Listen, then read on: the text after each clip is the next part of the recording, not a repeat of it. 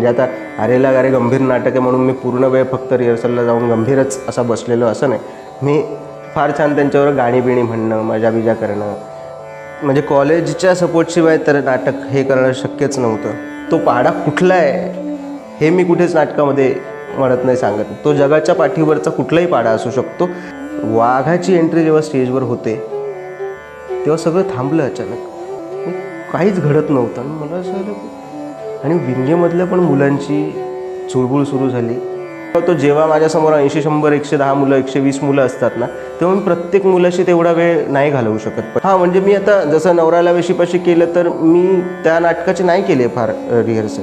आणि रुईयाचे सगळे माझे विद्यार्थी, रुईया नाट्यवलयाचे माझे विद्यार्थी जे कोणी होते ते सगळे सगळे सगळे फार पाठीशी उभे राहिले म्हणून नाटक झालं. खरंच त्या नाटकातले ते त्या तुझ्या अधिकाऱ्याला मारणारे आदिवासी खरंच आम्ही आहोत असं आम्हाला वाटतं.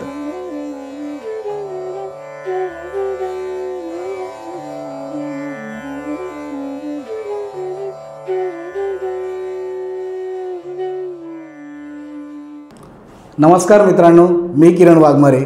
ए फॉर एकांकिकेच्या या नव्या सेगमेंटमध्ये तुमचं स्वागत आहे. मित्रांनो, एकांकिका म्हटलं की खूप सारे कॉलेजेस तुमच्या डोळ्यासमोर येतात. कोणी मॉक प्ले करतं, कोणी कमी पात्रांची एकांकिका करतं, कोणी कमी नेपथ्यामध्ये जास्त इम्पॅक्ट करतं, तर काही कॉलेजेस आपला माहोल बनवतं. असेच काही कॉलेजेसची नावं तुमच्या डोळ्यासमोर येतील. मग त्यात ठराविक असे कॉलेजेस आहेत जे सातत्य राखतं. त्यातलंच एक कॉलेज म्हणजे रामनारायण रुईया स्वायत्त महाविद्यालय. गेल्या वर्षी ह्यांचीच एक एकांकिका म्हणजे अरेला कारे ही एकांकिका खूप गाजली, खूप लक्षवेधी ठरली. परीक्षकांपासून प्रेक्षकांपर्यंत सगळ्यांना ती भावली. अरेला कारे ह्या एकांकिकेचे लेखक आणि दिग्दर्शक राजरत्न भोजने आज आपल्या एपिसोडला आले आहेत. त्याचं मनापासून स्वागत आहे. सुरुवात अशी करायची आहे की मला तुझा जो एकांकिकेचा विषय आहे तो खूपच वेगळा आहे. म्हणजे साधारण ज्या आपल्या बॉक्स चौकटीतल्या ज्या एकांकिका असतात त्यांच्या पलीकडे जाऊन तू जंगलतोड किंवा आदिवासी पाडा, पर्यावरण वाचवा ह्या सगळ्या एकत्रित करून तू एक विषय मांडलास, अरेला कारे. ती जी संकल्पना आहे ती तुला कशी सुचली आणि त्याच्यावर तू इम्प्लिमेंटेशन कसं केलंस, किंवा ही एकांकिका होऊ शकते हे तुला कधी कळलं? खरं सांगायचं तर आता ही एकांकिका मला कशी सुचली ही गोष्टच फार वेगळी आहे पूर्ण. म्हणजे खरं तर मागच्या वर्षी जेव्हा मी एकांकिका केली रुईयामध्ये, तेव्हा INTचे वारे साधारण जेव्हा आपले जूनपासून सुरू होतात, व्हायला लागतात जेव्हा, तर त्या दरम्यान मला फोन आला रुईया कॉलेजमधनं की एकांकिका यावर्षी कोणती असेल तुझ्याकडे तर तू करायला उत्सुक आहेस का, सबमिट कर असेल काही तुझ्याकडे तर वगैरे. आणि फ्रँकली माझ्याकडे काहीच नव्हतं नवीन एकांकिका करण्यासारखं. म्हणजे माझ्या डोक्यात असे मी काही खूप ठरवून ठेवलेले विषय आणि मग आपण ते करूयात असं, किंवा लिहून ठेवलेल्या एकांकिका असं माझ्याकडे खरंच काही नाही आहे. मी जेव्हा जे वाटतं तेव्हा तेव्हा ते करतो. तर फोन आला आणि मी त्यांना म्हणालो की नाही, माझ्याकडे काहीच नाही आहे करायला, त्यामुळे मी नाही करू शकणार आहे. माझ्याकडे विषय नाही आहे किंवा स्क्रिप्ट नाही आहे, काही सुचलंच तर बघू, पण माझ्याकडे आत्ता नाही आहे तर मी नाही करू शकत, बरोबर असं मी त्यांना म्हणालो. पण तेव्हा माझं एक वेगळं काम सुरू होतं आणि थोडंसं नाटक वगैरे या गोष्टींशी 1-2-3 वर्षांपासून लॉकडाऊनमुळे संबंध थोडासा तुटला होता. तर आता पुन्हा त्यामध्ये येण्यासाठी काहीतरी एक स्टार्ट हवं होतं. आणि तेवढ्यात तो फोन आला, माझ्याकडे काही नव्हतं, मी नाही म्हणून सांगितलं. पण मग असा विचार केला की हरकत काय, थोडा विचार करून बघूयात काही आहे का, थोडं कधीतरी काहीतरी विषय सुचलेला आहे का, काहीतरी लिहून ठेवलेलं काही 1 लाईन किंवा स्टोरी असं काही आहे का, असं मी थोडा विचार करायला लागलो. बरोबर. मला काही असं फार काही वेगळं आणि करावं असं वाटेल असं काही मला तसं सापडत नव्हतं. मग झालं असं की मी असा विचार करायला लागलो की समजा आता आपल्याला एकांकिका करायची असेल पुढची जी काही करायची आहे ती, तर मग म्हणजे जनरली प्रत्येक वेळी करताना मी असा विचार करतो की आपण आधी जे केलेलं आहे त्यापेक्षा आता वेगळं काहीतरी असं मी नेहमी विचार करूनच काम करायला सुरुवात करतो. तर झालं तेच की आधीचं आठवलं सगळं की आपण कसं काय काय केलेलं आहे. तर आता काय बाकी आहे, तर मला खूप आधीपासनं मला एक सस्पेन्स थ्रिलर किंवा हॉरर जॉनर जो आहे तो जॉनर मला हाताळायचा होता. अच्छा. आणि झालं असं की आता नवीन काहीतरी विचार करायचा, तर मग आता तसा जॉनर करायचा आहे असा माझा स्वतःची हट्ट होता माझा.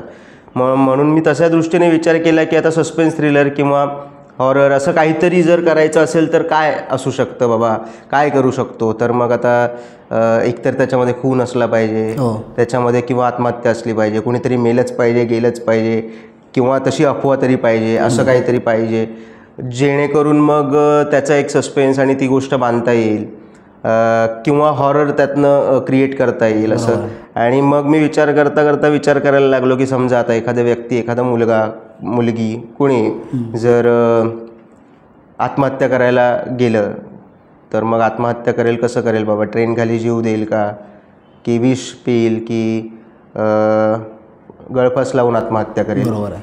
म्हटलं अच्छा, गळफास लावून आत्महत्या केली तर कुठे करेल, घरातल्या बेडरूममध्ये करेल, कुठे आणि करेल. एखाद्या झाडाला आत्महत्या केली तर झाडाला आत्महत्या कोण करतं, अरे शेतकरी आत्महत्या करतात, झाडाला जीव देतात, शेतकरी गळफास लावून घेतात. आणि तसा विचार करता करता मग मला असं डोक्यात आलं अचानक, मला आठवतं अजूनही, मी रिक्षातनं चाललो होतो आणि हा विचारच माझ्या मनात सुरू होता.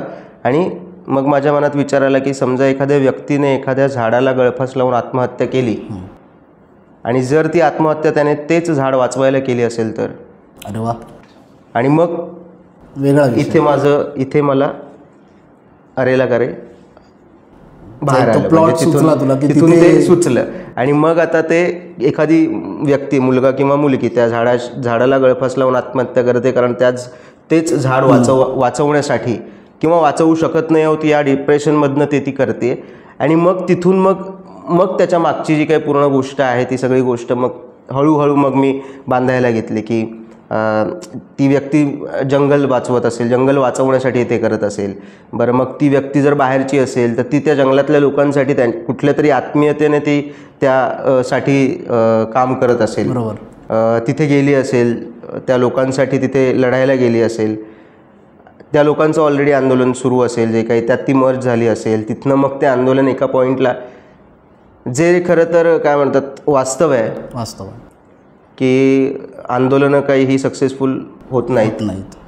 हिचंही आंदोलन सक्सेसफुल झालेलं नाही, त्या लोकांचंही झालेलं नाही. त्या सगळ्या डिप्रेशनमधनं मग आता तिने आत्महत्या केलेली आहे त्या मुलीने.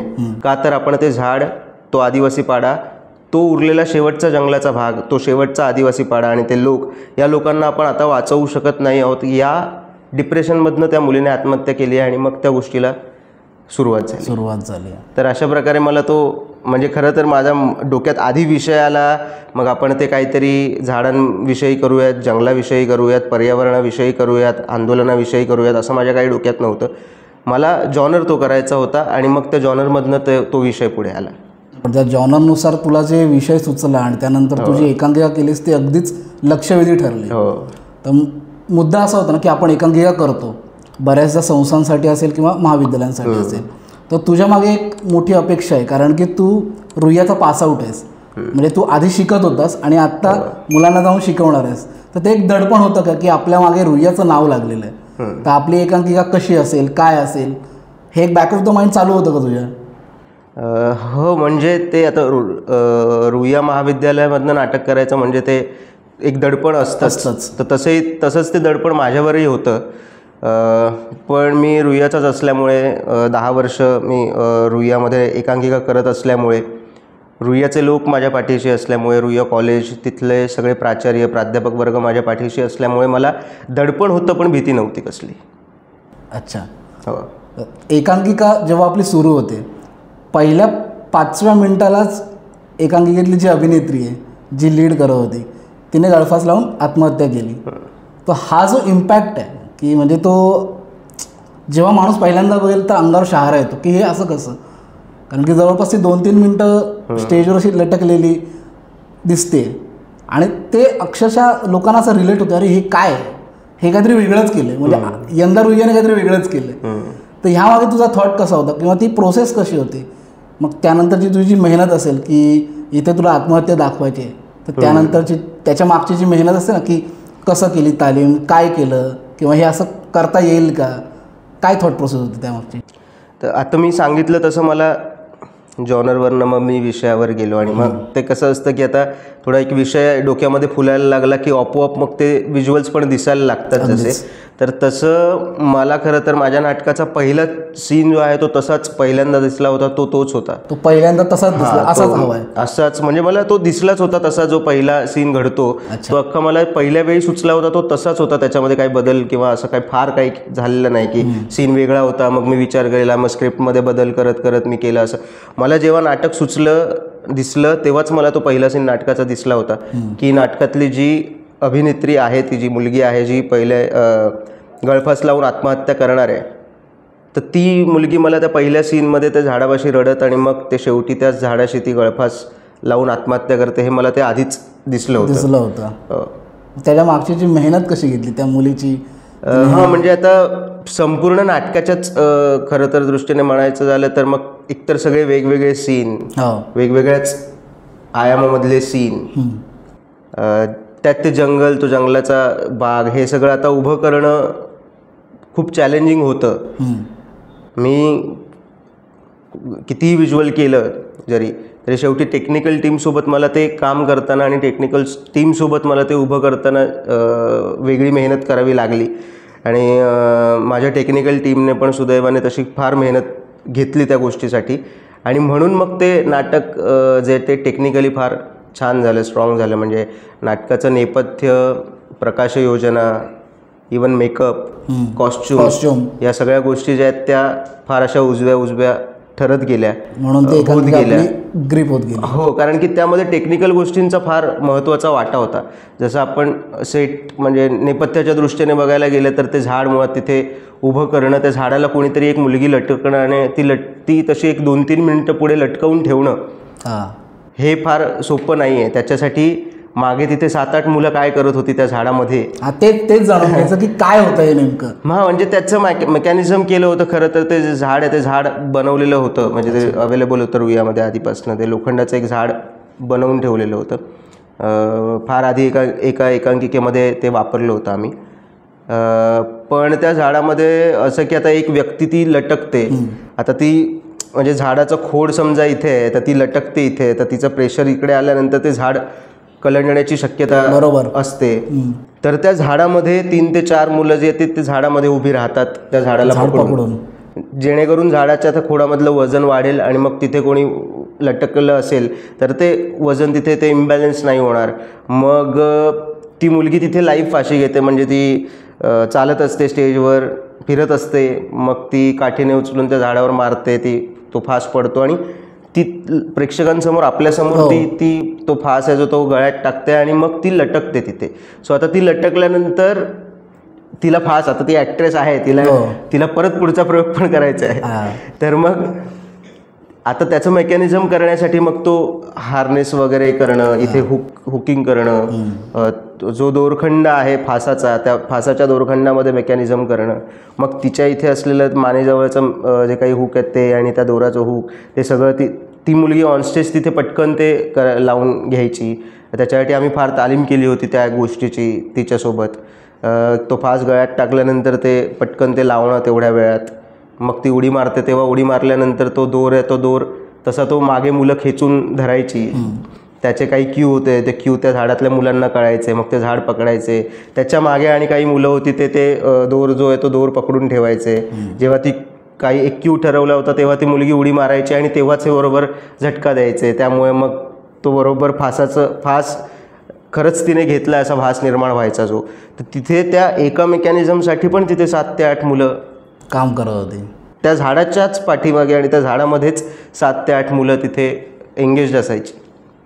तिथे एकांकिकेत आदिवासी पाडे याचा एक बेस आहे की आदिवासी पाड्यातली कथा आहे किंवा पाडा क्रमांक 4, मग तिथली पूर्ण कथा आहे. तर ही कथा विचार करण्यापूर्वी तू त्या पाड्यात कधी गेला होतास का, तिथलं निरीक्षण केलं होतंस का, याबद्दल सांग थोडंसं. जेव्हा माझी अशी गोष्ट आता बनत होती, स्क्रिप्ट लिहायची वेळ येत होती की आता डायलॉग लिहायचे आहेत, माझी गोष्ट बांधून झाली होती डोक्यात जेव्हा, तर तेव्हा मी आदिवासी पाड्यांमध्ये काही गेलो, तिथल्या लोकांशी बोललो, तिथे थांबलो. तो जंगलाचा भाग, त्यांचे पाडे, त्या पाड्यावरची घरं कशी असतात, म्हणजे ती कशी बांधलेली आहेत, कशाची बांधलेली आहेत ती, त्याचा प्रिमायसेस कसा आहे घरांचा, तिथे काय काय गोष्टी आहेत, किंवा ते लोक कसे राहतात, कसे बोलतात, काय करतात नेमकं, त्यांचं म्हणजे माझ्या विषयाच्या अनुषंगाने त्यांचं काय म्हणणं आहे, किंवा मी जे काही म्हणतो आहे किंवा मला म्हणायचं आहे, जे काही सांगायचं आहे, किंवा माझ्या नाटकातले आदिवासी जे म्हणतायत, सांगतायत, जे काही ते जंगल वाचवतात, पाडा वाचवतात, ते खरंच बरोबर आहे का, की त्यांनाही तसंच वाटतं का, असं सगळं मी टॅली करण्यासाठी, या सगळ्या गोष्टींचा विचार करण्यासाठी मी गेलो होतो. आदिवासी पाड्यांमध्ये काही गेलो होतो, तिथल्या माणसांशी बोललो, थांबलो त्यांच्यासोबत. त्यांचा रिस्पॉन्स खरं तर चांगला होता. त्यांना मी जेव्हा गोष्ट खरं तर सांगितली की असं असं माझं नाटक आहेत, तर तेव्हा त्या लोकांना फार ते नाटक आवडलं उलट. आणि ते मला इवन म्हणजे असं म्हणाले की अरे खरंच त्या नाटकातले ते त्या तुझ्या अधिकाऱ्याला मारणारे आदिवासी खरंच आम्ही आहोत असं आम्हाला वाटतं. असं त्यांनी स्वतःहून सांगितलं. ते रिलेट झालं असेल त्यांना, ते रिलेट झालं होतं म्हणजे अक्षरशः. कारण की एकांकिकेत जर आपण बघितलं ना की लाईट्स आणि म्युझिक सगळ्यांनाच आवडलं आहे, म्हणजे ते लोकांच्या लक्षात आहे. पण एकांकिकेत कॅरेक्टर्स खूप बोलकी आहेत, खूप कॅरेक्टर्स आहेत. त्या कॅरेक्टर्सवर वर्क केलं होतं का, किंवा त्याचा अभ्यास झाला होता का, की हे असं झालंच पाहिजे, किंवा ह्या गोष्टी इथे इथे बरोबर आहे. कारण की त्यातलं एक कॅरेक्टर आहे, खूप कॅरेक्टर्स, तसं एक कॅरेक्टर म्हणजे म्हातारी. त्या म्हातारीच्या कॅरेक्टर्सवर काय वर्क झालं होतं याबद्दल सांग. खरं तर म्हणजे अगदी पहिल्या ड्राफ्टमध्ये म्हातारीचं कॅरेक्टरच नव्हतं. हां. आणि जसं मी ते स्क्रिप्ट डेव्हलप करत होतो, इवन प्रोसेस सुरू होऊन थोडं बसवायला वगैरे घेतलेलं, मग ते थोडंसं रिराईट आणि थोडं चेंजेस आणि असं सगळं प्रकरण सुरू होतं, तेव्हा असं म्हणजे माझ्याबरोबरचे जे काम करणारे सगळे लोक होते तेही असं म्हणत होते की अरे काहीतरी बाकी अजून काहीतरी. तर ते असं डोक्यामध्ये राहिलेलं फार, की मलाही वाटत होतं की काहीतरी बाकी आहे, जे मिळत नाही आहे, अजून आलं नाही आहे ते. आणि मग अचानक असं एका रात्री मला एक प्रसंग किंवा कॅरेक्टर, म्हणजे जे अधिकाऱ्याचं कॅरेक्टर आहे त्याच्या दृष्टीने मला एक असं सुचलं की तो आदिवासी पाड्यावरनं निघून गेल्यानंतर जेव्हा पुन्हा आता तो झाड पाडायला जाणार आहे जेव्हा, तेव्हा मध्ये तो जंगलात हरवला तर. अच्छा. तो मला असं वाटलं की तो जंगलात हरवतो, चकवा लागतो त्याला जंगलात, आणि आता त्याला त्या चकव्यातनं बाहेर काढण्यासाठी कोणीतरी एक कॅरेक्टर भेटतं, जे कॅरेक्टर ती म्हातारी असेल. अच्छा. आणि मग ती जंगलातल्या एका जुनाट पडक्या छोट्या देवळाच्या बाहेर, देवळाशी ती झोपलेली ती म्हातारी, ती जंगलात राहणारी, किंवा ती कशी एवढी जख्ख म्हातारी असेल, तिचा अवतार कसा असेल, किती भयान भीषण. त्या रात्रीच्या वेळी त्या जंगलामध्ये कुठल्या तरी एका देवळापाशी एक कॅरेक्टर त्याला असं भेटतं आहे, जे ते म्हातारीचं कॅरेक्टर असेल असं मला दिसलं तेव्हा. आणि मग मी ते कॅरेक्टर ते लिहिलं त्या स्क्रिप्टमध्ये. तर तो अधिकारी जो आहे तो जंगलात हरवल्यानंतर त्याला चकवा लागतो जंगलामध्ये. मुळात चकवा तो लागतो याचसाठी, की ती म्हातारी म्हणते की चकवा तो याचसाठी लागतो, कधी देवामुळे लागतो, कधी स्वतःमुळे लागतो. आणि अधिकारी स्वतःहून म्हणतो की भूतामुळे लागतो, कारण की त्याला ती जे पाड्यावरची माणसं जी भूतं दिसत असतात, ती भूतं त्याला सतत त्रास देत असतात. आणि मग तो ते रिलेशन चकव्याचं त्या लोकांशी लावतो. त्याला त्या चकव्यातनं बाहेर काढण्यासाठी, म्हणजे जनरली पण चकव्याच्या बाबतीमध्ये जशी एक गोष्ट असते की जसं आता चकवा लागला तुम्हाला कुठेतरी एखाद्या ठिकाणी, तर मग तुम्हाला त्या चकव्यातनं बाहेर काढण्यासाठी कोणीतरी भेटतं. तो भेटला, त्याचं दर्शन झालं, तो देवाचं रूप असेल, काही असेल, असं आपल्याकडे म्हटलं जातं की तो भेटला की मग तुमचा प्रवास जो आहे तो पुढे तुम्ही मार्गाला लागता. म्हणजे चकव्याचं काहीतरी मला असं वाटतं की काहीतरी देव रिप्रेझेंटेशन असतं, देव भेटतो कुणीतरी, आणि मग आपण ते जातो. तर मला त्या गोष्टीतल्या त्या भेटणाऱ्या व्यक्तीचं रिप्रेझेंटेशन म्हणून ते म्हातारीचं कॅरेक्टर करायचं होतं, जे कॅरेक्टर त्याला त्या जंगलामध्ये जो त्याला रस्त्याचा जो चकवा लागलेला आहे, त्याला रस्ता सापडत नाही, तो चकवा लागला आहे, त्यातनं बाहेर काढतं ते कॅरेक्टर. पण मेटाफरिकली त्याला ते कॅरेक्टर जे त्याला त्याच्या लाईफमध्ये त्याला जो चकवा लागलेला आहे, ज्या चकव्यामुळे आता तो या सगळ्या काहीतरी विचित्र गोष्टी करायला जाणार आहे, त्या झाड पाडायला जाणार आहे, पाड्यावरच्या लोकांशी पंगा घ्यायला जाणार आहे, या सगळ्या गोष्टी, हा जो त्याला लाईफमध्ये चकवा लागला आहे त्यातनं त्याला खरं तर ते कॅरेक्टर बाहेर काढत असतं, बाहेर काढतं म्हातारीचं. म्हणजे त्याला प्रॅक्टिकली नाटकानुसार त्या रस्त्यावरनं बाहेर काढतं ते तर आहे, पण लाईफमध्ये पण त्याचं जे काही मार्ग भरकटलेला आहे तो, तिथूनही ते कॅरेक्टर त्याला बाहेर काढतं. म्हणून ते म्हातारीचं कॅरेक्टर मी लिहिलं त्याच्यामध्ये. अवंतिका चौगुले नावाच्या मुलीने ते कॅरेक्टर परफॉर्म केलं, आणि ते कॅरेक्टर फार लोकांच्या लक्षात राहिलं. तिने फार सुंदर ते कॅरेक्टर उभं केलं, काम केलं आणि वर्कआउट केलं ते कॅरेक्टर स्वतः. पण मी तिच्याबरोबर काही काही गोष्टी केल्याच मला हव्या होतं तसं, पण तिने स्वतःहून ते काम करून ते कॅरेक्टर फार चांगलं उभं केलं. म्हणजे तिने अगदी त्या कॅरेक्टरला दिलेला तो आवाज, बॉडी लँग्वेज, तो जो काय ऑरा क्रिएट केला आहे तो त्या सीनमध्ये तिने, ते सगळं त्या मुलीने फार छान निभावलं आणि म्हणून मग ते कॅरेक्टर फार छान झालं. ते INTच्या पहिल्या प्रयोगापासून ते आत्तापर्यंत पण ते लोकांच्या ते म्हातारीचं कॅरेक्टर अजूनही लक्षात आहे. तुला जी म्हातारी अपेक्षित होती तसंच ते कॅरेक्टर अगदी झालं आहे का? हो, म्हणजे खरं तर मला जशी अपेक्षित होती तसंच म्हणजे त्या कॅरेक्टरने काय इनपुट्स दिले पाहिजेत नाटकामध्ये, त्या सीनमध्ये, तो सीन मला जेवढा गूढ बनवायचा होता, करायचा होता, त्या सीनची मी बांधणी जशी केली होती, जसा लिहिला होता आणि इवन बसवताना पण मी जसा बसवला होता, तो चकवा लागलेल्या त्या सीनसारखा, तो म्हणजे त्या सीनमध्ये पण सीन बघताना पण लोकांना चकवा लागला पाहिजे, हे जे मला हवं होतं ते त्या कॅरेक्टर मधनं त्या मुलीने कॅरेक्टर करताना ते फार छान केलं. कॅरेक्टर्स इतकी सुंदर आहेत. त्यात बोलायचं झालं तर एकांकिकेमध्ये संवादसुद्धा खूप महत्त्वाचे आहेत. बोलीभाषेतले संवाद आहेत. तर यावर कसं काम केलंस, किंवा त्या मुलांना सांगण्यापासून की हा शब्द असाच घ्या किंवा या शब्दाचं उच्चारण असं आहे, तर ह्यावर कसं काम केलं होतंस? ह्यावर काम कसं केलं म्हणजे आता मी स्क्रिप्ट लिहिली, माझे डायलॉग लिहून झाले होते, रेडी झाले होते. कॅरेक्टर्सना मी वाचायला दिल्यानंतर मग त्या आर्टिस्टनी, मुलांनी ज्या प्रकारे ते म्हणजे माझं ऐकून, माझं करून, मी सांगतो आहे ते लक्षात घेऊन, मला पण त्यांच्याकडनं काही थेट म्हणा किंवा मग फिरवून म्हणा, असं करून मला ते त्यांच्याकडनं करवून घ्यावं लागलं. त्या मुलांनी पण फार छान उत्तम केलं. प्रत्येक वाक्य आणि वाक्य, मुळात मी ती लिहिताना स्क्रिप्ट ऑब्व्हियसली आपल्या प्रमाण मराठी भाषेमध्ये तशी लिहिली होती, पण आदिवासी जेव्हा येत आहेत नाटकामध्ये, त्यांच्या सीन्समध्ये आदिवासी हे थोड्या आदिवासी बोलीमध्ये बोलत आहेत.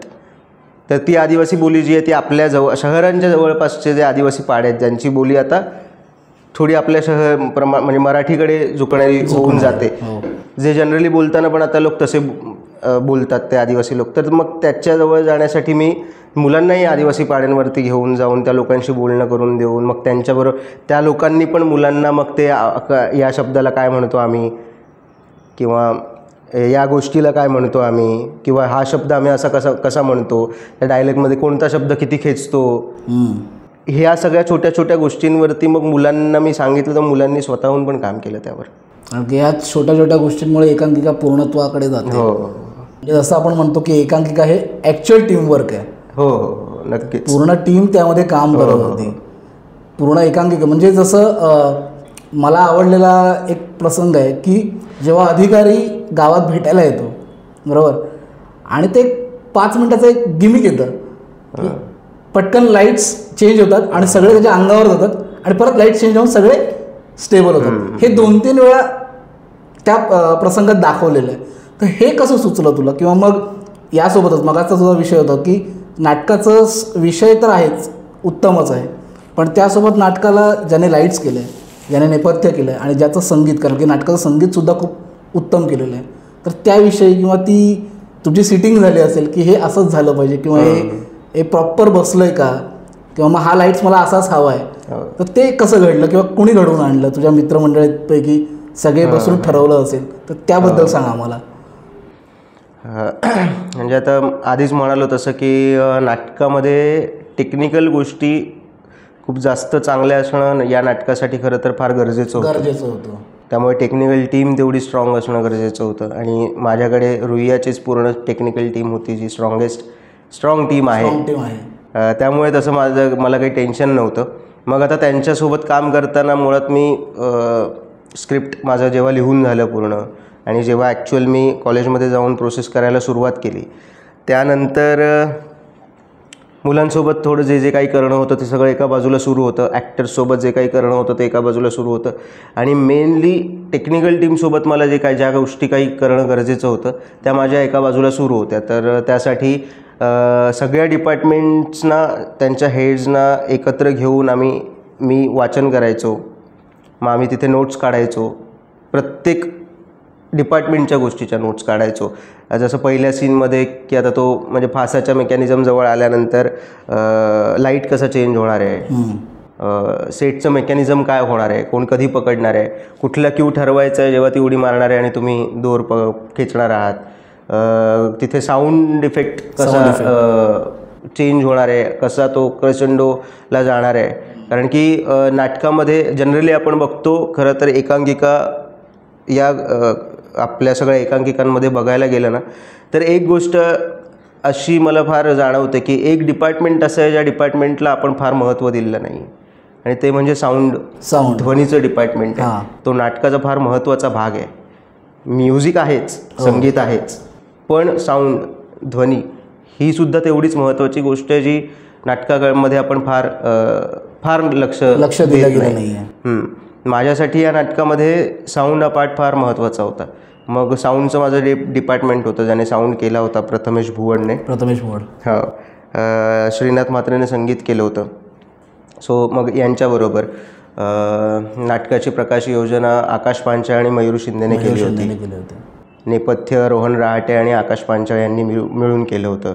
कॉस्च्युम तेजाली कुलकर्णी म्हणून रुईयाची स्टुडंट आहे तिने केलं होतं. आणि मेकअप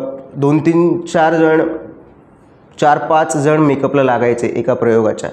कारण की नाटकामध्ये सुरुवातीच्या प्रयोगाला तर जवळजवळ 100-120 मुलं होती. बापरे. आणि जी सगळी एका 2 ते 3 सीनमध्ये ती सगळी मुलं जवळजवळ स्टेजवर यायची. सो त्यांचं कॉस्च्युम, त्यांचा मेकअप, वाघाचं कॅरेक्टर होतं नाटकामध्ये. त्याचा वाघाचा तो अख्खा कॉस्च्युम किंवा त्याचं मेकअप जो होता वाघाचा करणं, म्हातारीचं कॅरेक्टर जे नाटकामध्ये होतं तिचा मेकअप थोडासा वेगळा होता इतर सगळ्या कॅरेक्टर्सपेक्षा. तिचं कॅरेक्टर वेगळं होतं त्यामुळे तिचा सगळा लुक वेगळा होता आणि त्यामुळे तिचं मेकअप कॉस्ट्यूम सगळं वेगळं होतं. तिच्यावर वेगळं काम होतं. सो असं एक 2-3-4-5 जण शोला मेकअप करण्यासाठीच लागायचं फक्त. लाईटसाठी पण आम्ही प्रत्येक सीनने जाताना ब्लॅकआउट कसा होणार आहे, किती स्लो होणार आहे ब्लॅकआउट, किती तो हळूहळू लाईट आपला जाणार आहे पुढच्या मग त्या ब्लॅकआउटमध्ये साऊंड कधी सुरू होणार, तो साऊंड किती ब्लॅकआउटमध्ये कसा आपला जाणार आहे, मग लाईट कधी येणार आहे, कुठल्या पॉईंटला लाईट आपले ओपन होणार, किती हळू ओपन होणार आहेत आणि मग तो सीन केवढा हवा आहे, असं सगळं आम्ही ते स्क्रिप्टनुसार आम्ही सेटिंग्स करून आम्ही फार छोट्या छोट्या गोष्टींमधनं ते करत करण्याचा प्रयत्न केला होता. ओव्हरऑल इम्पॅक्ट इतका सुंदर आला आहे ना की प्रेक्षकांना बघताना असं वाटलं की अरे हे काहीतरी वेगळं आहे. म्हणजे हे गिमिक पण आहे पण ह्याला विषयाची जोड आहे. कारण की आपण साधारण एकांकिका पाहतो, बऱ्याच लाईट्स असतात. आपल्या एकांकिकेत पण खूप लाईट आहे, पण प्रत्येक लाईटचं काहीतरी म्हणणं आहे. म्हणजे जिथे जी गळफास लावून आत्महत्या करते तिथे एक वेगळा लाईट दिलेला आहे. परत जो एक इम्पॅक्ट होतो ना गिमिक, सगळे असे अंगावर येतात, तिथे एक वेगळा लाईट आहे. परत म्हातारीसाठी वेगळा लाईट आहे. जो वाघ येतो त्यासाठी एक वेगळा लाईट आहे. म्हणजे हे लाईट्स नाटकात खूप महत्त्वाचं काम करतं. याचं उदाहरण म्हणजे आलेला कार्य. कारण ते आकाशने खूप चांगल्या पद्धतीने सांभाळले आणि ते तुमचं डिस्कशन पण झालं असेल की मला इथे हा लाईट हवा किंवा कारण की स्पर्धेला आपण म्हणतो की खूप कमी स्पॉट्स असतात की तुम्हाला इतक्यातच करायचं आहे. मग ह्यावर तुमचं काही वाजलं होतं की नाही मला इतकेच हवेत? हो, म्हणजे असं जनरली पण तसं होतं. पण या नाटकाच्या बाबतीमध्ये खरंच ते फार झालं कारण की म्हणजे नाटकाच्या माझ्या व्हिज्युअल्समध्ये खरंच खूप जास्त लाईट्स होत्या आणि लाईट्स जास्त वापरल्या जाणार होत्या आणि ते स्पर्धेच्या नियमांचं गणित होतंच त्याच्यामध्ये.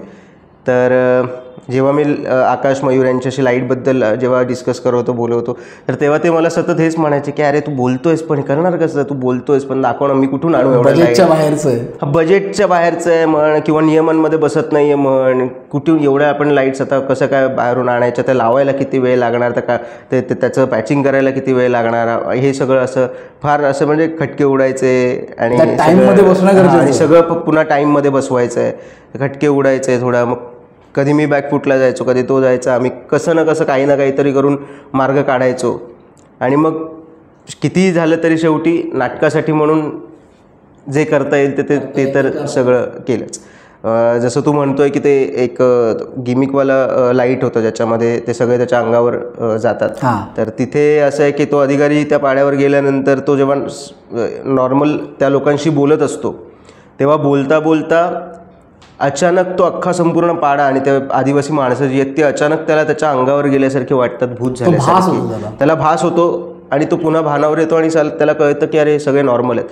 तो फ्रॅक्शन ऑफ सेकंडसाठी तो फक्त लाईट येऊन जायचा, पण तो फार महत्त्वाचा आणि इम्पॅक्टसाठी गरजेचा असलेला तो लाईट होता. तो त्यांनी आकाश मयूर यांनी फार टायमिंग पण खूप उत्तम टायमिंग त्याच्या टायमिंग मुळात म्हणजे अख्ख्या नाटकात तो 3 वेळा वापरला गेला आहे बापरे फक्त, आणि तो प्रत्येक वेळी फक्त 1 सेकंदासाठी येतो. म्हणजे त्यांना सांगताना पण मी सांगितलं होतं की तुम्हाला तो देऊन लगेच काढायचा फक्त 1 सेकंद, पण तो 1 सेकंद किंवा तो 3 वेळा आल्यानंतर ते 3 सेकंद ते आजही 3 सेकंद लोकांच्या लक्षात आहे. ते फार महत्त्वाचं तो होतं. इम्पॅक्ट लोकांच्या लक्षात राहिला की हे काहीतरी वेगळं केलं होतं. मग तुला असं कधी झालं की एखादा प्रयोग झाला आणि मग बाहेर येऊन त्यावर आपली चर्चा होतेच, आपण साधारण एकांकिका पाहिल्यानंतर बाहेर येतो, मित्रमंडळींशी चर्चा करतो, तर असं कोणी तुला भेटलं का की ही एकांकिका झाल्यानंतर की कोणी तुला सल्ले दिले की अरे हे बदल ते बदल, किंवा मग कोणी येऊन कौतुक केलं, असं कधी झालं कुठल्या प्रयोगाला? हो, म्हणजे खरं तर प्रत्येक प्रयोगाला झालं आहे. प्रत्येक प्रयोगाला मला लोक येऊन भेटलेत. कोणाला ते नाटक फार आवडलं आहे, कोणाला ते नाटक बिलकुल आवडलं नाही. अच्छा. हो, कोणाला ते त्याच्यामध्ये काही गोष्टी 19-20 वाटल्यात, कोणी मला सजेशन्स दिलेले आहेत, तू असं कर तसं कर, हे करून बघ ते करून बघ. असं प्रेक्षक मला म्हणजे ते मित्र असतील किंवा माझ्या ओळखीचे असतील किंवा अनोळखी असतील असे सगळेच जण येऊन मला म्हणजे भेटलेत आणि मला काही गोष्टी सांगितल्यात. मग अशी एखादी आठवण आहे का जी लक्षात राहिले की एकाने अशी कमेंट केली आहे नाटकाबद्दल, तुला लक्षातच राहिली आहे? म्हणजे खरं तर एक म्हणण्यापेक्षा अनेक आहेत. म्हणजे INTचा प्रयोग झाल्यानंतर पण लोक मला येऊन भेटत होते आणि सांगत होते की अरे मस्त झालं, भारी वाटलं आम्हाला, काहीतरी आम्ही बघितलं आहे, काहीतरी वेगळं पाहिलं आहे, काहीतरी मस्त पाहिलं आहे. पण जसं स्पर्धा काही पुढे पण मी जेव्हा स्पर्धा केल्या तेव्हा पुढच्या स्पर्धांना पण मला कोणी येऊन भेटलं, तेव्हा मला काही मुलं मला असं येऊन भेटलेले आणि मला बोललेले आठवत आहेत, जे मला बोललेत की स्पर्धेचं काही होऊ दे पण तुझं नाटक 1 नंबर आहे. क्या बात आहे. कारण की स्पर्धेमध्ये खरं तर नाटकाला फारच गटांगळ्या खाव्या लागल्या. त्याला कारणं होती, माझ्याही बाजूने होती. 19-20 होत्या गोष्टी नाटकामध्ये. नंतरच्या प्रयोगापर्यंत मी नाटक म्हणजे जे सुरुवातीला केलं त्याच्यानंतर नंतरच्या प्रयोगांमध्ये मी नाटक आणि कसं चांगलं करता येईल, काय राहतं आहे, काय लोक म्हणत आहेत की अरे हे नाही आहे ते नाही, असं करत मी प्रयत्न करत मी शेवटच्या प्रयोगापर्यंत ते बऱ्यापैकी असं बदलत त्यातलं जे काही छान आहे चांगलं आहे असं सगळं मी करण्याचा प्रयत्न केला. शेवटपर्यंत स्पर्धांमध्ये पण त्या नाटकाला काही स्पर्धेमध्ये तसं यश मिळालं नाही, पण मला हेच असंच काय बोललेले मला लोक आठवतात. एक असेच प्रेक्षक होते जे खरं तर मला नाही पण माझा सहाय्यक दिग्दर्शक नाटकामध्ये जे होते प्रद्युम्न पाटील आणि अजिंक्य मणचेकर होते. तर प्रद्युम्न पाटीलच्या ओळखीचे एक प्रेक्षक होते ज्यांनी तो प्रयोग एका स्पर्धेला नाटकाचा पाहिला आणि मग त्यांनी त्याला फोन केला आणि त्यांनी म्हणाले की काय रे रिझल्टचं काय झालं. अर्थात रिझल्टमध्ये अरेला काही मिळालं नाही. ते म्हणाले की अरे असं कसं, पण त्यांना तुम्हाला दिलं पाहिजे, तुमचं नाटक वेगळं होतं, चांगलं होतं, एवढं काय होतं नाटकात, असं होतं, कोण होतं परीक्षक आणि कसं काय नाही मिळालं वगैरे हे सगळं. तर त्यांना सांगितलं की इन जनरल आता स्पर्धांमध्ये आमच्या म्हणजे असंच होतं आहे की ते फार काही परीक्षकांना ते आवडत नाही आहे नाटक. तर ते म्हणाले की तुम्ही काही काळजी करू नका आणि तुम्ही प्रयोग करत राहा, नाटकाचे प्रयोग करत राहा, नाटक झालं पाहिजे हे. कारण की ते म्हणाले, त्यांचं एक वाक्य आहे जे माझ्या अजूनही लक्षात आहे आणि ते वाक्य असं आहे की ज्यासाठी मी हे नाटक केलं होतं. ते मला म्हणाले, ते त्याला म्हणाले, त्याने मला फोन करून सांगितलं की अरे त्यांचा फोन आला, ते काय म्हणाले माहिती आहे का, ते त्याला म्हणाले की तुम्ही स्पर्धा विर्धांचं टेन्शन घेऊ नका, तुम्ही छान उत्तम मस्त तुम्हाला हवं आहे तसं नाटक करा आणि हवं आहे तसं प्रयोग करा. कारण की हे नाटक लोकांना आत्ता नाही करणार. जेव्हा 25 वर्षांनी 50 वर्षांनी खरंच कुठला तरी शेवटचा पाडा उरलेला असेल तेव्हा लोकांना हे नाटक आठवेल. तेव्हा हे नाटक लोकांना आठवलं. म्हणजे खूप चांगली कॉम्प्लिमेंट केली आहे एकांकिकेविषयी. म्हणजे माझा मुद्दा म्हणजे प्रश्न असा होता की आदिवासी पाडा, तर ह्या संदर्भात तू पाडा क्रमांक 4 ह्याची काही कथा आहे का की हे कुठलं आहे, म्हणजे आदिवासी पाडा क्रमांक 4, पाडा क्रमांक 4च का, त्याबद्दल काही विचार केला होतास का? नाही, पाडा क्रमांक 4 म्हणजे 4 या आकड्याबद्दल मी काही विचार करून ते ठेवलेलं आहे असं नाही. ते अगदी लिहिता लिहिता पाडा क्रमांक 4 आला असेल म्हणून ते सहज ते आलेलं आहे. पण त्याचा तो क्रमांक किती आहे ते त्यापेक्षा तो क्रमांक महत्त्वाचा आहे. म्हणजे तो 4 असता काय, 12 असता काय, 17 असता काय, काही असतं तरी तो पाडा महत्त्वाचा आहे. ते पाडा नंबर 4 हे ते नाटकात पण येतं, ते राहतं डोक्यामध्ये. किंवा तो पाडा म्हणून आपलं म्हणजे कसं की एखाद्या गोष्टीला आपण आयडेंटिटी दिली की मग ती गोष्ट आपल्यासाठी ती गोष्ट कळणं, लक्षात ठेवणं, त्याची मेमरी राहणं हे सोपं होऊन जातं. सो तो पाडा क्रमांक 4 हे डोक्यात राहिल्यामुळे लोकांना तो पाडा लक्षात राहतो. तो 4 असता काय, 12 असता काय, 17 असता काय, जो असता नंबर तो लक्षात राहिला असता. तो पाडा महत्त्वाचा आहे. आणि ते करण्यामागे आणखी एक अशी गोष्ट होती की तो पाडा नंबर 4 म्हणाल तसं तो 4 काय, 12 काय, 17 काय, काही असता. प्लस तो पाडा तिथेच असता काय, म्हणजे तो जे नाटकातलं लोकेशन आहे म्हणा, तो पाडा महाराष्ट्रातला आहे, तो जव्हार मोखाड्याचा आहे की तो छत्तीसगडचा आहे की तो आणि कुठल्या तरी साऊथ इंडियातल्या जंगलातला आहे की तो लॅटिन अमेरिकेतल्या कुठल्या तरी साऊथ आफ्रिकेतल्या जंगलातला आहे. तो पाडा कुठला आहे हे मी कुठेच नाटकामध्ये म्हणत नाही, सांगत. तो जगाच्या पाठीवरचा कुठलाही पाडा असू शकतो. आणि तो त्या जगाच्या पाठीवरचा पाडा तिकडचा क्रमांक 4 असेल काय, 12 असेल काय, 127 असेल का, काही असू शकतो. त्यामुळे तो पाडा क्रमांक 4 हे पाड्याचं रिप्रेझेंटेशन आहे. त्याला आपण फक्त आयडेंटिटी दिली की ते सोपं होऊन जातं. म्हणून ते लोकांना लक्षात राहतं पाडा नंबर 4. कारण की सतत नाटकात येतं की पाडा क्रमांक 4, पाडा क्रमांक. आणि त्यात पण ती गोष्ट पण अशी की माझ्या कॅरेक्टरमध्ये, माझ्या नाटकामध्ये मी म्हणालं तसं की कॅरेक्टर जेवढे आहेत, अधिकाऱ्याचं आहे, म्हातारीचं आहे, बिल्डरचं आहे, पिऊनचं आहे, त्या मुलीचं कॅरेक्टर आहे, बायकोचं कॅरेक्टर आहे, तसंच आणखी एक कॅरेक्टर वाघाचं कॅरेक्टर आहे, तसं एक आणखी कॅरेक्टर आहे ते म्हणजे पाडा. सो माझ्यासाठी पाडा हे एक कॅरेक्टर आहे. आणि त्या पाड्याला मी कॅरेक्टर म्हणून उभं करण्यासाठी, रिप्रेझेंट करण्यासाठी मी त्याला पाडा क्रमांक 4 हे नाव दिलं आहे. जेणेकरून त्या पूर्ण पाड्याला त्या पाड्यातलं कुणीतरी कॅरेक्टर आहे असं नाही. म्हणजे एक कोणीतरी कॅरेक्टर आहे, त्याला जास्त फुटेज आहे किंवा तो त्यातलं जास्त बोलतोय किंवा तो लीड करतोय पाड्याला, असं काही नाही आहे. तो पाडा जो आहे तो अख्खाच्या अख्खा संपूर्णपणे एक पाडा आहे आणि तो मिळून लीड करतोय एकमेकांना. अच्छा. म्हणून मी ते पाडा क्रमांक 4 असं पूर्ण पाड्याला मी ते हे करून म्हणजे नाव देऊन टाकले ते असं. प्रश्न असा होता की अनेक स्पर्धा केल्या, काही स्पर्धांमध्ये ठराविक यश मिळालं, काही ठिकाणी अपयश आलं. तर समीक्षकांची काय मतं होती किंवा परीक्षकांचं मत असं तुला माहिती आहे की ते सांगितलं त्यांनी की हे बदल कर? कारण की बऱ्याच स्पर्धांमध्ये आहे ना परीक्षकांनी पाठ दाखवली पण प्रेक्षकांना आवडलं नाटक, प्रेक्षकांना ते भावलं. काही जण इमोशनलसुद्धा झाले होते कारण की तो आदिवासी पाडा आहे, तिथली ती शेवटचा आदिवासी पाडा आहे, आजूबाजूला सगळं शहरीकरण होतं आहे. मग ते परीक्षकांनी काही एखादा सल्ला दिला आहे का किंवा मग त्यांची एखादी आठवण आहे का की त्यांनी हे सांगितलं होतं एका प्रयोगाला की तू राजरत्न हे कर किंवा तू हे करू नकोस किंवा मग हा विषयच बंद कर, असं कधी झालं आहे का? नाही, प्रॉब्लेम असा आहे की मला खरं तर प्रॉब्लेमच हा झाला की मला परीक्षकांनी कधीच मला सांगितलं नाही तुझं काय चुकतंय. पूर्ण प्रोसेसमध्ये म्हणजे कुठलेच मला परीक्षकांनी सांगितलं नाही की तुझं काय चुकतंय ते. मला परीक्षकांनी काही ठिकाणी उत्तरं नाही दिली किंवा असं म्हणायचं की अजून काहीतरी बघ त्याच्यामध्ये शोध अजून, म्हणजे ठळक उत्तरं नाही दिली. हो, खरंच नाही दिली. म्हणजे मला कधीच असं कोणाकडनं ठोस मला मिळालं नाही की तू असं केलं होतं, म्हणजे याचं हे झालं आहे ते झालं आहे मग असं कर किंवा हे चुकलं आहे इथे असं वाटतं, असं सविस्तर चर्चा आणि हे सगळं असं. म्हणजे असं नाही की त्यांनाच सांगायचं नव्हतं असं नाही, कधी कधी भेट नाही झाली म्हणा, पण मी ज्या परीक्षकांना भेटलो आहे तिथूनही मला असं काही ठोस उत्तर नाही मिळाले. मला फक्त असं सांगण्यात यायचं की शोध अजून काहीतरी बघ, काहीतरी राहतं. बरं ठीक आहे. मग तेच शोधत मी शेवटच्या प्रयोगापर्यंत केलं नाटक, शेवटच्या स्पर्धेपर्यंत केलं नाटक.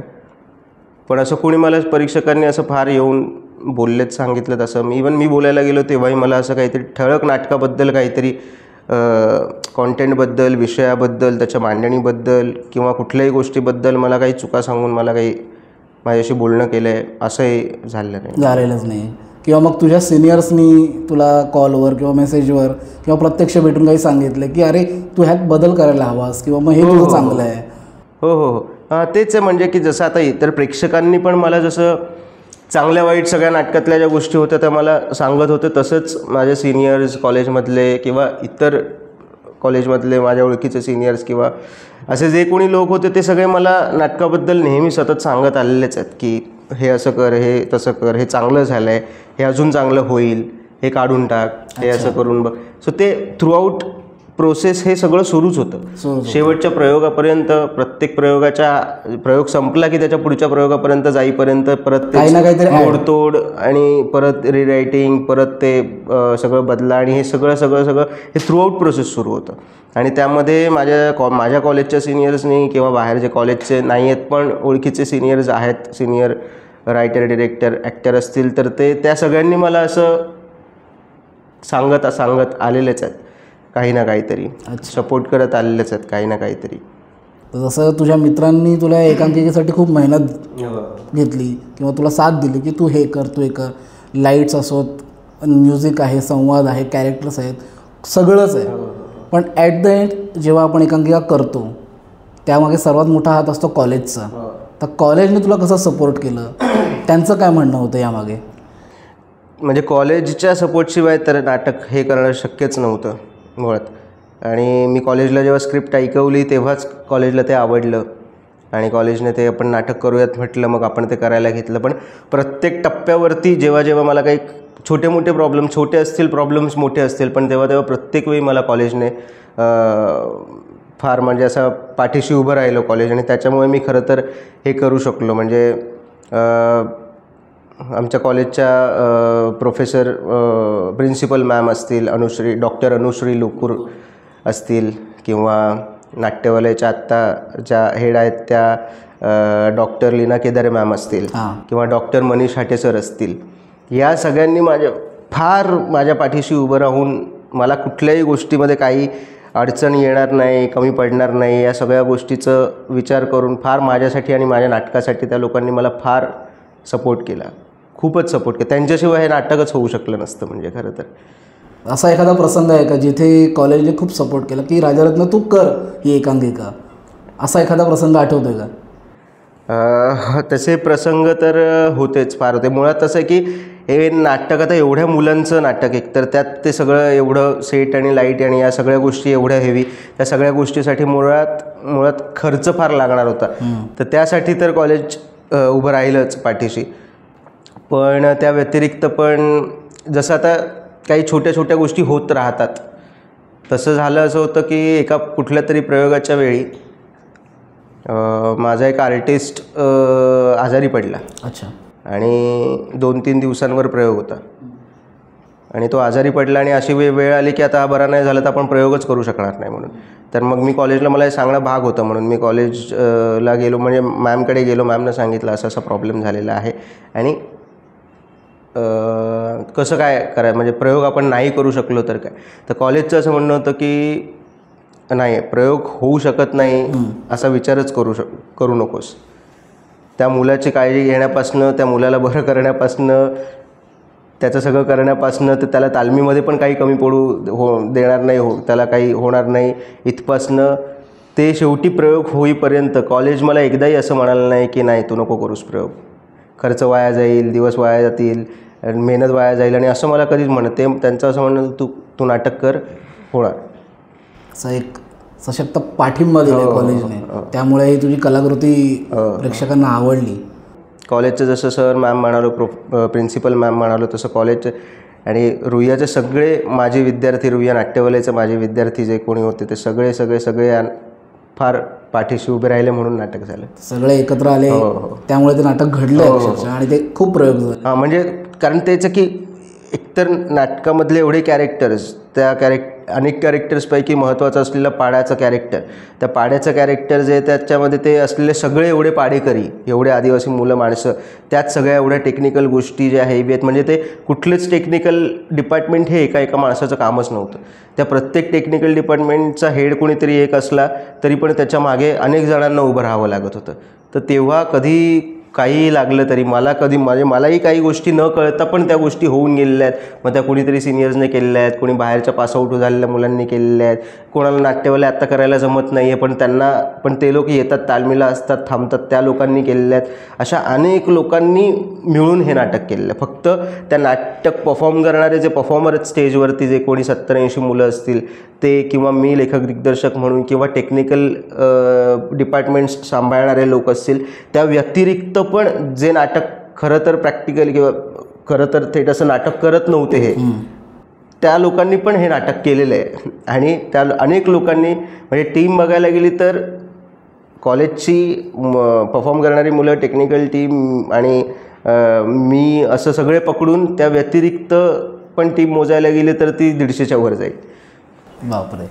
आणि प्रयोगाला 150 लोक म्हणजे INTच्या काय किंवा पुढच्या आणखी असे तेवढे लोक असायचे, लागायचे तेवढे लोक. असं कधी काय होईल, कधी काय, म्हणजे सगळ्यात मोठा रिस्क आणि धाकधूक नेहमी ही असायची. मला अजूनही आठवतं, एकतर पहिला प्रयोगच INTचा, जेव्हा पहिल्या सीनमध्ये ती मुलगी झाडाला लटकते, तर जोपर्यंत ती लटकत नाही आणि ते लटकून एक 4-5 सेकंद जात नाहीत किंवा तो सीन अख्खा संपून ती मुलगी त्या फासावरनं उतरून पुढचा सीन सुरू होत नाही, तोपर्यंत आमच्या जीवात जीव नसायचा की ती झाड पडेल का, चुकून काही झालं तर झाड पडेल का, पडलं तर काय होईल, किती मोठा ॲक्सिडेंट होऊ शकतो, काय प्रॉब्लेम होऊ शकतात, एवढी सगळी धाकधूक सगळ्यांच्या मनामध्ये असायची. आणि मग शेवटी तो सीन होऊन ती मुलगी उतरून पुढचा सीन सुरू झाला की कळायचं हां चल आता सगळं नीट झालेलं आहे. आणि मग तेव्हा कुठे बरं वाटायचं. या सगळ्या छोट्या छोट्या गोष्टींसाठी खूप लोक लागायचे आणि ते लोक नेहमीच होते. अच्छा. जसं की आपण आता बोलत होतो की अरेला कार्यामध्ये खूप जण आहेत, जवळपास 150 लोकांचा मॉब आहे, तर एखादा तालमीतला मजेशीर किस्सा असेलच, तो सांग, किंवा तुझ्या लक्षात आहे, एकदम ठळकपणे आठवतं की हे असं घडलं होतं, त्याबद्दल काय म्हणशील? आता फार मुलं असल्यामुळे, फार तामझाम असल्यामुळे बरेच किस्से घडत राहायचे, होत राहायचे.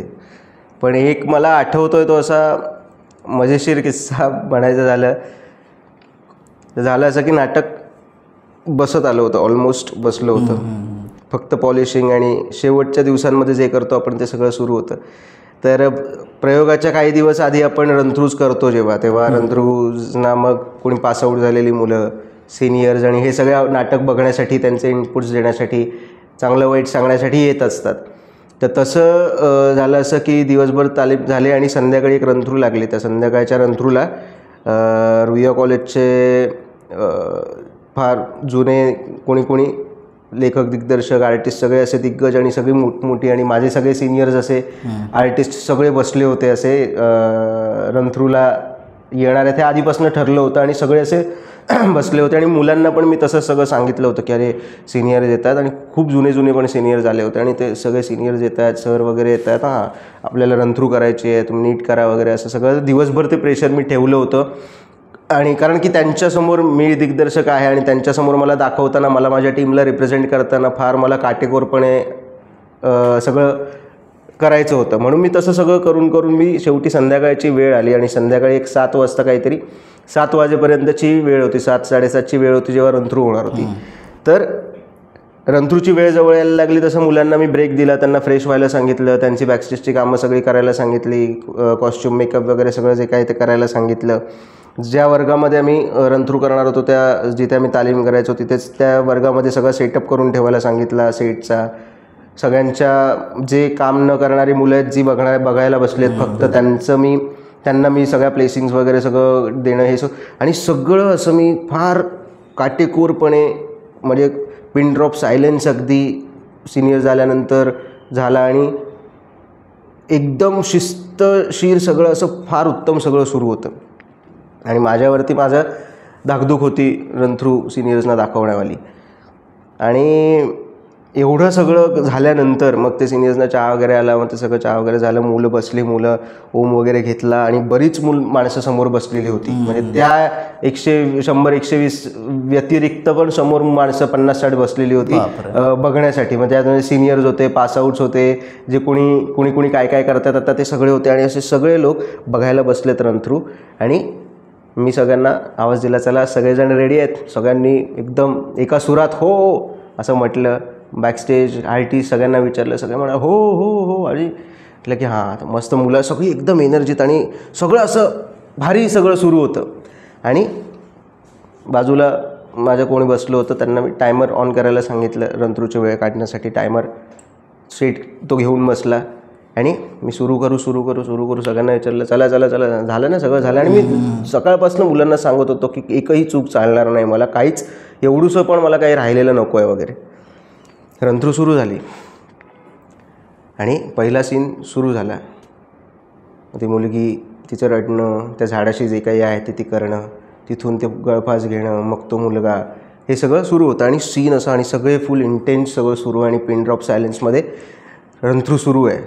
आणि सगळे बघतायत. आणि तो पहिला सीन सुरू झाल्यानंतर, तर मुलीच्या फाशीचं वगैरे सगळं झाल्यानंतर सीन पुढे सरकला आणि वाघाची एंट्री जेव्हा स्टेजवर होते तेव्हा सगळं थांबलं अचानक आणि काहीच घडत नव्हतं. आणि मला असं झालं, आणि विंगेमधल्या पण मुलांची चुळबुळ सुरू झाली. आणि म्हटलं की काय चुळबुळ सुरू आहे का, आणि सगळे थांबलेत, सगळे एकमेकांकडे बघायला लागले. आणि एका पॉईंटला थांबवलंच, कारण काहीच घडत नव्हतं. आणि मी ओरडलं, अरे वाघ कुठे आहे? आणि सगळी मुलं शोधायला लागली वाघ कुठे, आणि वाघ नव्हताच. आणि सकाळपासून मी एवढं सगळं ते करून ठेवलेलं होतं, सगळं धरून ठेवलेलं होतं सगळ्यांना, ते त्या एका क्षणामध्ये खाली. आणि मी फार रागाने मी बाहेर गेलो, आणि सगळे सिनियर्स वगैरे सगळे असे बघत होते, आणि मग सगळ्यांना शांत केलं मुलांना. मुलं पण फार हे झाले की रंथरू थांबणं म्हणजे फार, त्यात कोणीतरी कॅरेक्टर येतच नाही, आलंच नाही. आणि मग सगळे इकडे तिकडे म्हणजे सगळेच बघायला लागले. आणि मी बाहेर गेलो, मी जे काही 2-4 मुलं माझ्या मागे आली बाहेर, मी त्यांना विचारलं की अरे वाघ गेला कुठे आहे कुठे? आणि पटकन मग तो नाही आहे म्हणून मग कळल्यामुळे 2-3 जण मग त्याला बघायला शोधायला गेले, आणि त्याला सगळीकडे बघतायत, शोधतायत इकडे तिकडे, आणि तो सापडतच नव्हता. आणि मग अचानक तो पायऱ्यांवरनं चालत खाली आला, आणि त्याचे असे डोळे लाल असे होते, थोडं केस बीस विस्कटलेले वगैरे असं होते. आणि तो घाबरलेले त्याच्यामधून, त्याला माहिती होतं की आता पडणार आहे. आणि त्याला घेऊन कुदवला मी, आणि त्याला विचारलं की काय. तो बिचारा फार घाबरून असा शांतपणे त्याला विचारलं, अरे काय, सगळ्या मुलांना काय, अरे तुम्ही रंथरू करता आणि एक कॅरेक्टर अख्खं नाही आहे रंथरूला, तुम्हाला कळत कसं? म्हटलं तुला काय, कुठे होतंस रंथरूला? बोलतो काय नाही, अरे मगाशी तू ब्रेक दिलेलास, तर तू बोलला की फ्रेश व्हा, झोपा बिपा सगळं हे करा, तर मी जाऊन झोपलो वरती. मला माहीतच नाही रंथरू कधी सुरू झाले. आणि अशा प्रकारे तो रंथरू, एवढं सगळं इथे खाली सुरू असताना तो मुलगा तिकडे झोपला होता. आणि ते मुलांच्याही लक्षात नाही आलं, माझ्या नाही आलं, सगळ्यांच्याच कोणाच्याच नाही आले. आणि अगदी त्या एंट्रीला येईपर्यंत कोणाच्या लक्षात नाही आलं. आणि एंट्री जेव्हा त्याने घेतली नव्हती तेव्हा सगळे बघतात की अरे हा कुठे आहे, आणि कोणाला सापडत नाही. मग कसा तरी तो सापडला, आणि मग तो खाली आला. मग मुलांना पण ओरडलो की कोणीतरी कॅरेक्टर नाही अख्खं एक नाटकामध्ये, तुम्हाला कळत म्हणजे मुलांनी ओम घेतला, हे सगळं केलं गडबडीमध्ये आणि प्रेशरमध्ये होते सगळे, त्याच्यामुळे ते राहून गेलेलं होतं. पण तो लिटरली नाटक सुरू झालं आणि कॅरेक्टरच नव्हतं, तो झोपला होता तिकडे कुठेतरी. आणि मग सगळं थांबवून मग परत सगळं ओम आणि परत सगळं करून मग ते सुरू केलं परत पूर्ण एकांकिका. हां, मग परत सुरुवात केली. मग याला सिनियर्सच्या हसावं काय नाही, सगळ्यांचं हसावं की रडावं तेच कळत नव्हतं. म्हणजे आता याला ओरडावं की कोणाला ओरडावं की काय, म्हणजे कोणाचं काय करावं तेच कळत नव्हतं. आणि वाघाचं कॅरेक्टर असं पण नाही की कोणीतरी फक्त येऊन जाणारा कोणीतरी आहे, असं जे कॅरेक्टर आहे अख्खं वाघ, तो वाघच नव्हता. आणि मुलं सगळी सुरू करतात नाटक, आणि सुरू केलं नाटक. नाटकाच्या बाबतीत जर म्हणायचं झालं तर शिस्त फार महत्त्वाची आहे. तर तू कसं बघतो शिस्तीकडे? तुझा क्रायटेरिया काय आहे दिग्दर्शक म्हणून? तू शिस्तकडे कसे बघतोस? शिस्त वगैरे म्हणजे या सगळ्या गोष्टी ज्या आहेत आत्ता मुळात, तर या सगळ्या गोष्टी मी आमच्या सिनियर्सकडनं किंवा नाट्यवलयामध्ये काम करताना आधी ज्या आम्ही प्रोसेस केलेल्या आहेत त्या प्रोसेसमधल्या सिनियर्सकडनं किंवा येणाऱ्या दिग्दर्शकाकडनं ते काय सांगतात, त्यांनी आम्हाला काय सांगितलं, या सगळ्यातनंच मी जे काही केलं ते करत आलो. सो मी जे काही बघत आलो आहे, करत आलो आहे, त्या लोकांनी माझ्याकडनं जे करवून घेतलं आहे ते सगळं मी पुढे फक्त कॅरी फॉरवर्ड करतो आहे. मग तो शिस्तीचा भाग असला तरी ते मला त्यांच्याकडनंच आलेलं आहे. जे जनरल आपण एकांकिका करणारे सगळेच पाळतो, म्हणजे वेळ पाळण्यापासनं जे म्हणजे टाईमपास न करणं, वेळ पाळणं, म्हणजे अगदी विंगेत हलायचं पण नाही, रंध्रू सुरू असताना विंगेत हलायचं पण नाही, पायांचा आवाज नाही आला पाहिजे, किंवा पॉलिशिंग सुरू असताना बोलायचं पण नाही, एकदम सायलेन्स पाहिजे, फुसूर झाली तरी पण बाटल्या बिटल्या येतात वगैरे, हे सगळे प्रकार आहेत. तर माझं असं आहे की हे सगळे प्रकार फार गरजेचे आहेत. म्हणजे जेव्हा मी ॲक्टर होतो तेव्हा मला असं वाटायचं की अरे कशाला असं करतात असं, पण हे गरजेचं आहे. मला असं वाटतं ते ह्यासाठी गरजेचं आहे की मला जर 2 लोकांबरोबर काम करायचं असेल ना, तर मी त्या 2 लोकांशी पर्सनली बोलून, त्या 2 लोकांशी मी बॉन्डिंग करून घेऊन, त्यांच्याकडनं छान बोलून बिलून सगळं मग प्रेमाने ते सगळं करून घेऊ शकतो. पण प्रॉब्लेम काय होतो, जेव्हा माझ्यासमोर 80, 100, 110 मुलं, 120 मुलं असतात ना, तेव्हा मी प्रत्येक मुलाशी तेवढा वेळ नाही घालवू शकत, प्रत्येक मुलासोबत. मग त्याच्याबरोबर बॉन्डिंग करणं आणि हे सगळं करत बसण्यात मी नाही वेळ घालवू शकत. तर तेव्हा आपल्याकडे पर्याय एकच असतो, तो म्हणजे मोठा आवाज, शिवी किंवा हत्यारं. मग याच्यामुळे होतं काय की त्या 120 पैकी 120 जणांचं लक्ष आपल्याकडे जातंच बरोबर. तिथे आपल्याला कोणाला निवडून त्यांच्यावर बरोबर आपल्याला काही करावं लागत नाही. सो ते एक टूल आहे मला असं वाटतं टीम सांभाळण्यासाठीचं आणि एवढ्या लोकांना एकत्र सांभाळण्यासाठीचं. तर ते गरजेचं आहे आणि ते काही उगाच कोणी करत नाही, म्हणून उगाच कोणाला आवडतं म्हणून काही करत नाही. कराव्या लागतात त्या गोष्टी, म्हणून आपण कोणीही दिग्दर्शक ते करतो, म्हणून मग केलं पाहिजे, ते गरजेचं आहे. कारण की मग ओव्हरऑल प्रोडक्टवर, नाटकावर त्याचा इम्पॅक्ट होण्याचा, परिणाम होण्याची शक्यता असते.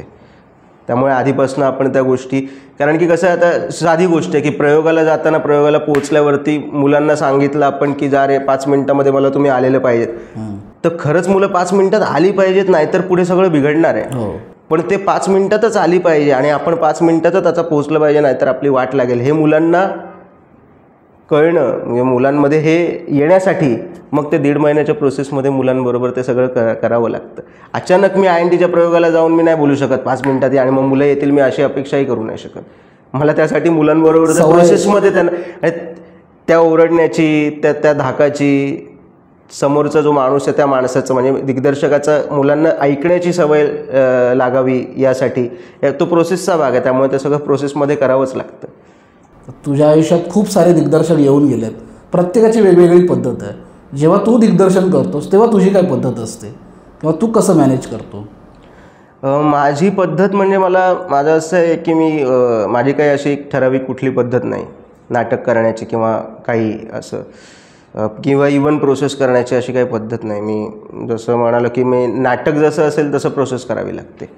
म्हणजे आता म्हणजे आता नवरा आला वेशीपाशी नाटक असेल, त्याची समजा, तर 2 आर्टिस्ट आहेत, दोन्ही पण ॲक्टर आहेत, व्यवस्थित हलकं फुलकं नाटक आहे, कॉमेडी नाटक आहे, मजेशीर नाटक आहे.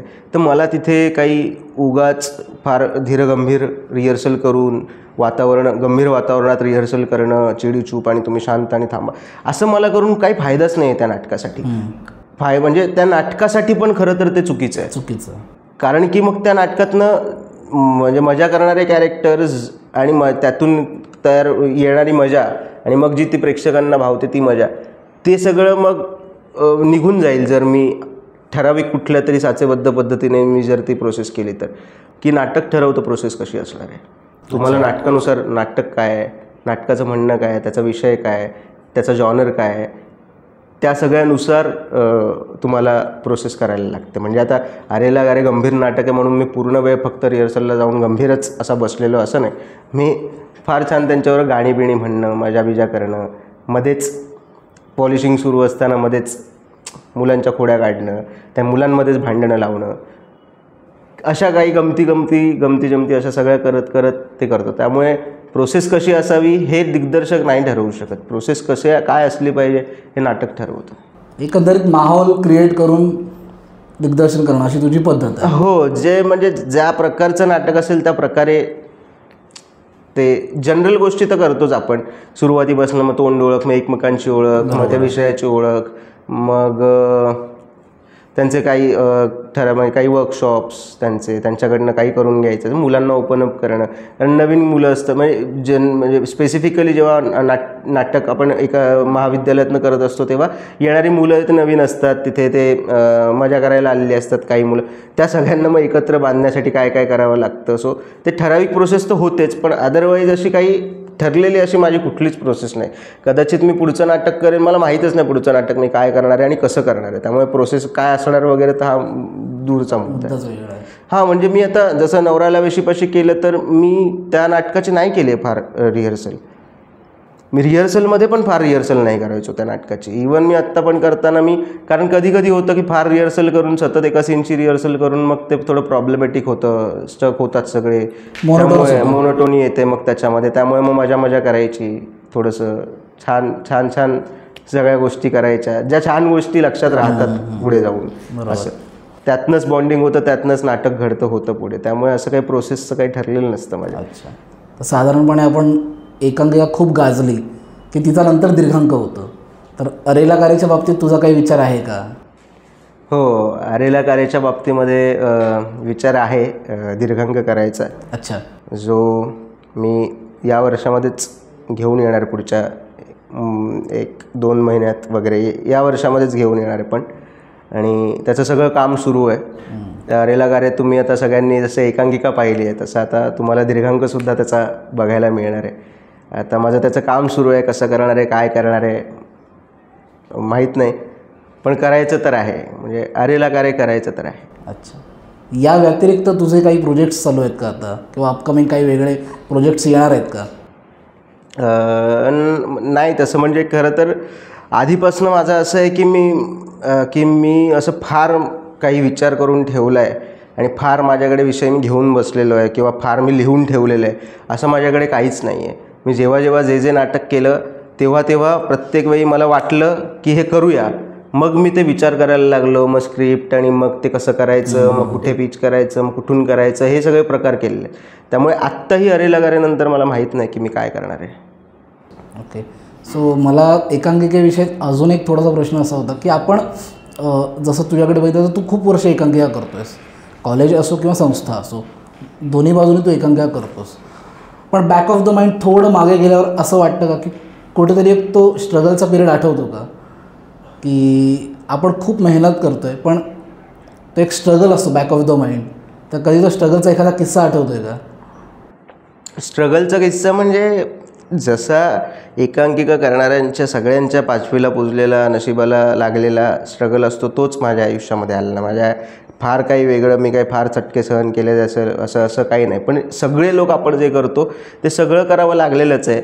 जेव्हा मी रुईयामध्ये नाटक करत होतोच, त्या व्यतिरिक्त मी बाहेरच्या संस्थांमधनं नाटक करायचो. मी 0 बजेटमधनं नाटक केलं. मी बाहेरून करताना अनुभूती संस्थेमधनं मी पूर्ण वेळ नाटक केलं. तर तेव्हा तिथून नाटक करताना जे कोणी नाटक करणारे आजूबाजूचे सगळे मित्रमंडळी होते, सगळे मिळून आम्ही तोच स्ट्रगल करायचो की रिहर्सलला जागा नाही आहे, मग फार लांबची जागा मिळाली आहे, मग ती बदलापूरला रिहर्सलला जा, तिकडून मग कुठून बांद्रावरनं मुलं सगळी येऊन बांद्रा दादरवरनं सकाळी 8च्या आणि 7च्या रिहर्सलला बदलापूरला पोहोचायचं. तिथून मग प्रयोग परळला असला तरी पण मग परत यायचं परळलाच संध्याकाळी, पण इकडे जागेचे मारामार, इकडे जागेला पैसे द्यावे लागतात, त्याच्यामुळे मग पर्याय नव्हता. मग सेट उभा करण्यासाठी फार पैसे नाहीत, तर मग जुन्या सामानामधनं कसं काय नवीन करता येईल, मग रस्त्याने चालता वस्तू उचला, हे काम येईल का, ते काम येईल का, हे लाकूड उचला, हे इथे लावता येईल, हा बोर्ड घ्या, हे लावता येईल. रस्त्याने जाता वस्तू उचलायच्या, छोट्या चोऱ्या करायच्या दुकानामधनं. तर मग असं सगळं करता जे इन जनरल आपण सगळं करतो ते सगळं करता मी सगळं म्हणजे तेव्हा बाहेरनं करताना पण केलेलं आहे. म्हणजे खरंच की कॉलेजमधनं करताना आपल्याला एक भक्कम असं काहीतरी असतं पाठीशी, बाहेरून करताना नसतं. बाहेरून करताना नाटक करणारे सगळे लोक असतात तेच एकमेकांच्या पाठीशी उभे राहतात आणि करतात. मग त्यामुळे मग अनुभूतीमधनं पण करताना मग संजय जमखंडी असेल, अभिजित पवार असेल, दत्तू मोरे असेल, अमोल ताटे असेल आणि असे सगळे जे कोणी आम्ही करणारे एकत्र होतो, तर मग त्या सगळ्यांबरोबर असं करता फार म्हणजे म्हणतो ना आपण की असं वडापाव खाऊन वगैरे दिवस काढलेत वगैरे असं, तर तसंही केलेलं आहे. ते सगळ्यांनी केलेलं आहे. म्हणजे आमच्या संस्थेतल्या काय किंवा इतर संस्थेतल्या काय, आपण नाटक करणाऱ्या एकांकिका करणाऱ्यांना सगळ्यांना कधी ना कधी यातून जावंच लागतं. तेच आम्ही तसं सगळ्यांनी केलेलं आहे आणि फार एन्जॉय केलं खरं तर ते सगळं. आम्ही मजा करतच ते केलेलं आहे. त्यामुळे आठवताना आठवतो तेव्हा की तेव्हा अरे हे करायचं ते करायचं, खरंच ते सगळं आठवतं की आम्ही काय काय करावं लागायचं ते सगळं करताना. सगळं नाटकासाठी सगळं करावं हो लागतं. हो हो. एकांकिकेने तुला काय दिलं किंवा एकांकिकेतून तू काय शिकलास? एकांकिकेतून मी काय शिकलो म्हणजे मला नेमकं सांगता नाही येणार, पण एकांकिकेने खरं तर मला बोलायला शिकवलं, वागायला शिकवलं, नीटनेटकं छान राहायला शिकवलं. आपलं काहीतरी अस्तित्व असतं या जगात, ही गोष्टच मला खरं तर नाटकामुळे कळली. अच्छा. नाहीतर एवढ्या दिवसांमध्ये त्याआधी मला कधी असं वाटत नव्हतं की आपण काहीतरी आहोत किंवा आपण काहीतरी करू शकतो, आपल्याला कोणीतरी रेकग्नाईज करू शकतं, आपल्याला कोणीतरी आपल्याकडे काहीतरी अपेक्षेने बघू शकतं, आपल्याकडनं लोक अपेक्षा करू शकतात आणि आपण त्यांच्या अपेक्षा पूर्ण करू शकतो, त्यांना काहीतरी देऊ शकतो. हे सगळं मला असं फार कधी वाटलं नव्हतं. जेव्हा नाटक करायला लागलो तेव्हा मला नाटकाने ओळख दिली किंवा नाटकाने ओव्हरऑलच माझं आत्ता जे काही पर्सनॅलिटी डेव्हलपमेंट झालेलं आहे ते सगळं माझं नाटकामुळेच. आणि मी ज्या लोकांसोबत नाटक करत राहिलो एवढ्या वर्षांमध्ये त्या सगळ्यां थ्रू हे मला मिळालं, ती ही गोष्ट मिळाली. म्हणजे नाटक घडता घडता मी स्वतःसुद्धा हां, ते म्हणतो ना की मला घडवलं, ते अगदी त्या शब्दात टिपिकल म्हणायचं की नाही माहीत नाही, पण मला खरंच नाटकाने म्हणजे खरंच घडवलं. नाहीतर मी आज काहीतरी वेगळा असतो, कुठेतरी काहीतरी एक असं करत असतो ना. मला स्वतःची काही फार ओळख असती म्हणजे मला इतर जगाची फार ओळख नसते आणि स्वतःचीही नसते की मी काय करू शकतो, माझ्यामध्ये काय आहे की जे लोकांना आवडू शकतं किंवा लोकांना बघावंसं वाटू शकतं, ऐकावंसं वाटू शकतं. हे सगळं मला नव्हतं वाटलं कधी. ते मला नाटकामुळे, नाटक करायला लागल्यामुळे आणि नाटक ज्यांच्यासोबत केलं त्या सगळ्या लोकांमुळे मला मिळालं. म्हणजे एक थोडासा आउट ऑफ द बॉक्स विचारतो की तू इतक्या साऱ्या एकांकिका केल्या आहेस, बरीच वर्ष करतो आहेस, कधी अशी एकांकिका आवडली आहे का किंवा त्यातलं एखादं कॅरेक्टर तुला आवडलं की अरे हे मला करायला आवडलं असतं किंवा ही एकांकिका मला खूप आवडली आहे, अशी कुठली आठवणीतली एकांकिका आहे का?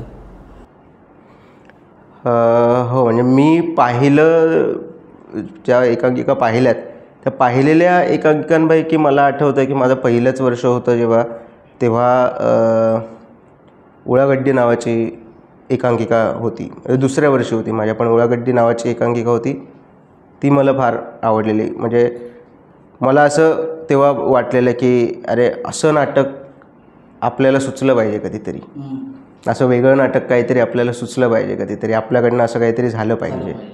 हो, म्हणजे ते एक नाटक मला आठवतं आहे. किंवा बेल नावाचं नाटक असेल, क्षितिज दातेने केलेलं, ते नाटक मला आठवतं आहे. आपण एक छोटासा रॅपिड फायर राऊंड घेऊया. काही प्रश्न आहेत, त्यांची तू रॅपिड फायर उत्तरं दे.